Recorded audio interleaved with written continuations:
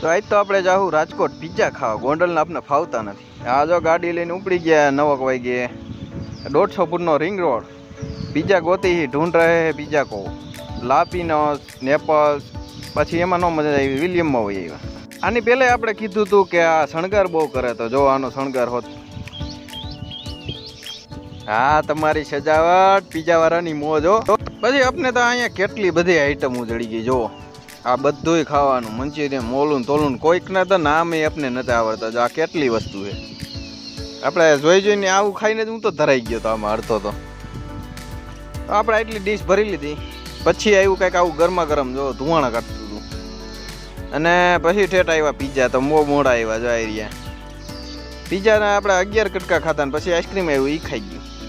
Pizza ખાવાનો record તોડ્યો હોય ને તો આપણા ધ્રુવભાઈએ 30 કટકા ખાઈ ગયા. કેટલા? 30, 4.5 પિઝા જેટલા.